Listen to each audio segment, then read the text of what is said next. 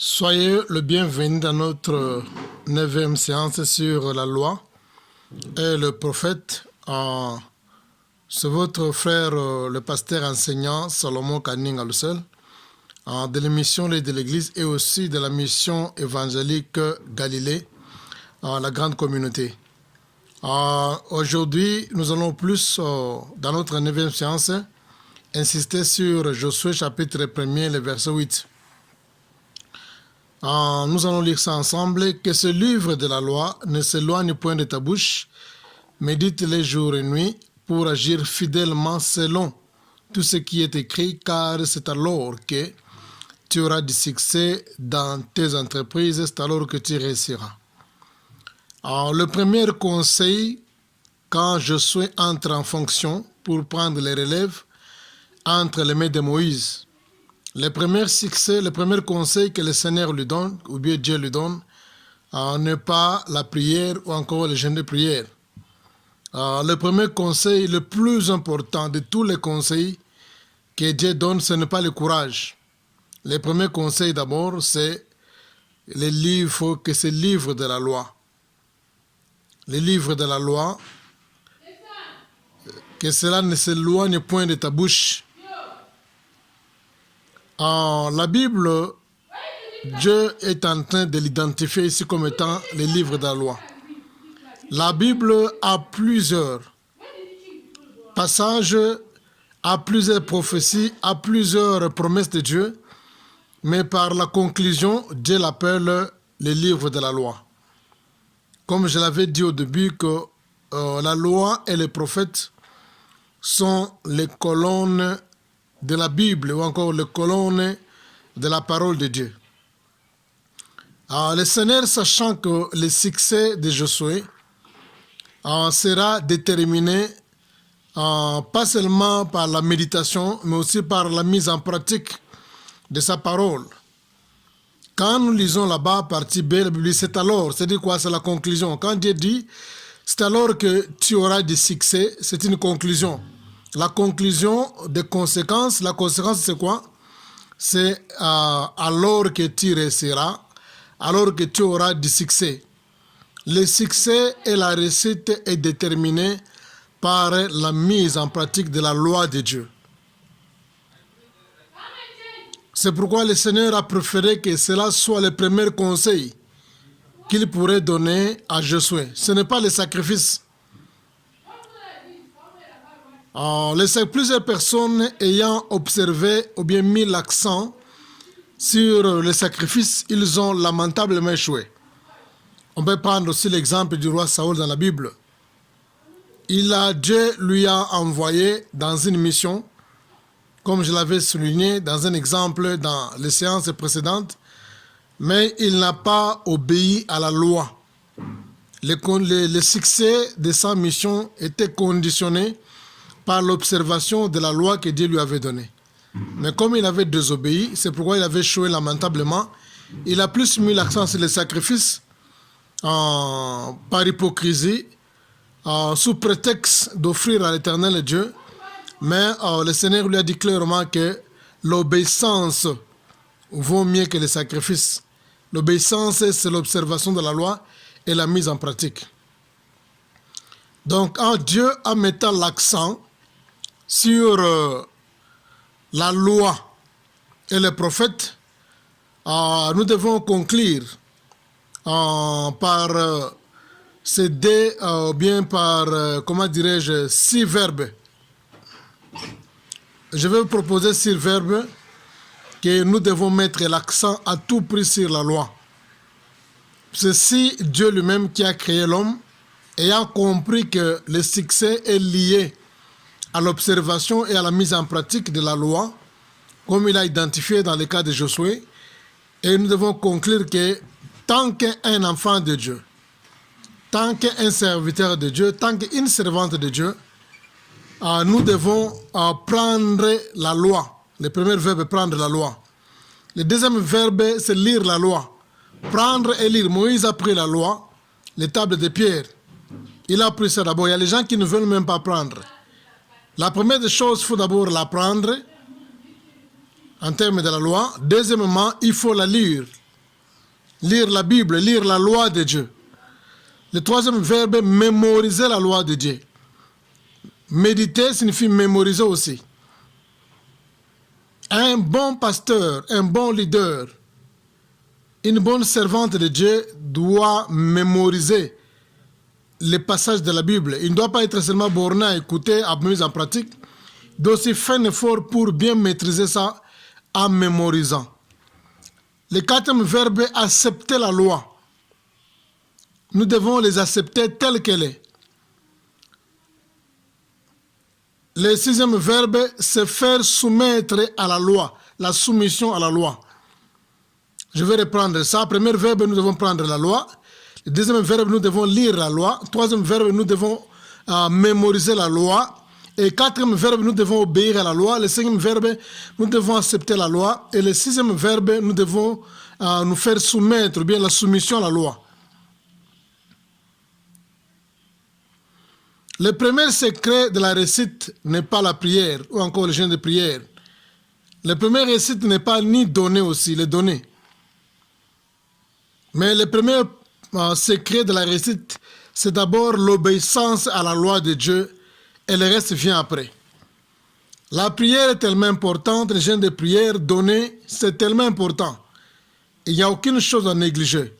Mais sur ce qu'on appelle l'échelle de préférence de Dieu, l'obéissance vient à la première place, comme le Seigneur l'avait identifié, que l'obéissance mieux vaut que la loi.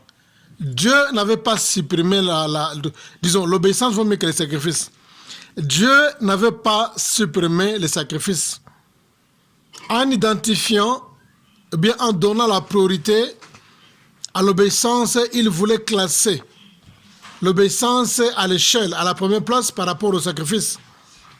De la même manière, les prières, les jeûnes de prière, les sacrifices donnés, tout consort vient après, mais dans l'échelle de préférence de Dieu, il n'y a pas quelque chose qui est supérieur à l'obéissance, à l'observation, la mise en pratique de la loi.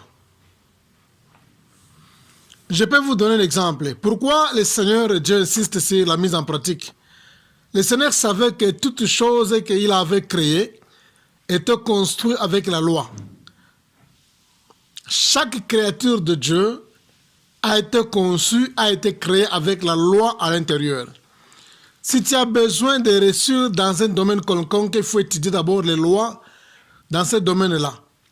Le Seigneur savait que chaque loi détermine le succès d'un domaine qu'un homme a besoin d'accélérer dans leur vie. Alors, vous allez voir même aujourd'hui, même la science actuelle est en train de copier exactement ce que le Seigneur avait conçu de la création. Si tu vas acheter par exemple une voiture, vous allez voir que dans la voiture, il y a un catalogue, ça vient avec un catalogue. Le fabricant, il va insérer une boîte de catalogue pour déterminer le succès de ce véhicule-là et aussi pour ta protection. Le catalogue ne détermine pas seulement le succès d'un véhicule, bien d'une voiture, mais ça protège aussi la personne qui l'achète, bien les propriétaires. Quand on dit mettez la ceinture de sécurité, c'est pour ta protection. C'est une loi, c'est pour ta protection. Mais quand vous rejetez cette loi-là, vous conduisez sans pour autant mettre la ceinture de sécurité, vous allez vous rendre compte que non, la loi va te détruire. Ce n'est pas le propriétaire, bien le fabricant qui va te détruire, mais c'est la loi que tu as détruite, c'est la loi que tu as sabotée, que tu as rejetée. C'est cette loi-là qui va te détruire. Le fabricant n'aura même pas connaissance que non, tu étais impliqué dans un accident, tu es mort, bien tu as connu une blessure sérieuse, il ne saura même pas, il n'aura pas l'information. Mais la chose qui va te détruire, ce n'est pas le fabricant. La chose qui va te détruire, c'est la désobéissance de la loi, puisque tu n'as pas obéi à la loi, tu vas souffrir les conséquences de la loi. Le fabricant, quand par exemple il invente un véhicule, à l'intérieur, il va insérer la loi à l'intérieur. Le fabricant te dira par exemple que ce véhicule doit fonctionner avec l'essence. Tu n'as pas besoin de prier. pour savoir bien mettre à l'intérieur du véhicule quelque chose pour que le véhicule puisse fonctionner. Tu as seulement à consulter, comment dirais-je, tu as seulement à consulter les catalogues. Alors, tu as seulement à consulter les catalogues. C'est en consultant les catalogues, c'est alors que tu vas connaître les désirs du fabricant. Si le fabricant avait conçu ce véhicule pour faire fonctionner avec, par exemple, le gasoil, bien avec le mazout, c'est la loi du fabricant. Tu dois seulement observer cette loi et l'appliquer à la lettre, sur toute la ligne. Tu n'as pas besoin de consulter encore le fabricant, puisqu'il a tout mis, il a mis toutes choses dans les manuels. Le fabricant n'a pas demandé ta permission pour concevoir une loi sur son véhicule. Quand tu reçois le produit qui vient du fabricant, tu vas seulement t'incliner à la loi et utiliser ça tel que le fabricant l'a indiqué. Si le fabricant a dit par exemple que ce véhicule marchera avec le gasoil, et alors que toi, tandis que toi, tu aimes beaucoup le jus d'orange, alors tu vas te dire que non, comme j'aime les jus d'orange, je vais prendre le jus d'orange, je vais mettre ça dans les réservoirs pour faire fonctionner mon véhicule. Le véhicule ne va pas fonctionner, ça ne va pas démarrer. Pourquoi? Tu vas récolter les résultats de la désobéissance de la loi. Tu n'as pas obéi à la loi du fabricant parce que tu as mis des jus là-bas de l'orange à l'intérieur du réservoir et le fabricant avait mis une loi dans le catalogue. Il a dit que ton véhicule va fonctionner qu'avec les mazout. Alors comme toi tu aimes les jus, tu vas prendre les jus, tu les mettras dans les réservoirs. Ça ne va pas fonctionner, ça ne va pas démarrer. Tu as désobéi la loi, maintenant tu vas récolter les conséquences de la désobéissance de la loi. Autrement dit, tu n'amènes pas tes lois à Dieu. Nous n'allons pas prendre nos lois et donner à Dieu les lois, au pluriel ou bien les conditions, non. Tu te soumets seulement à la loi du fabricant, car ça garantit la réussite et le bon fonctionnement de son produit. Donc, c'est un exemple qui montre clairement que on ne va pas amener nos lois devant Dieu. Toute chose que Dieu a conçue, il a impliqué la loi à l'intérieur. Nous, tant que disciples, tant qu'enfants, nous devons tout simplement nous soumettre à la loi. De la même manière, tu te soumets à la loi d'une personne qui a fabriqué un véhicule. Il a fabriqué une lampe Coleman. Il a dit que la lampe Coleman doit fonctionner avec le pétrole. Et toi, tu dirais que non, je ne mets pas le pétrole là-bas, je vais mettre l'essence. Quand tu mets l'essence, tu vas subir les conséquences puisque tu n'as pas obéi à la loi du fabricant. Et plusieurs fois, le fabricant, il teste d'abord le produit. Plusieurs fois, il teste le produit. Quand il voit que maintenant, le produit qu'il a testé pendant plusieurs années, avant de relâcher son marché, il teste d'abord. Après, maintenant, il va commencer à concevoir les lois parce que lui-même a pris sérieusement du temps pour étudier le produit. Alors, voilà, que le Seigneur vous bénisse. Nous allons nous arrêter ici pour continuer la suite à la séance prochaine. Merci.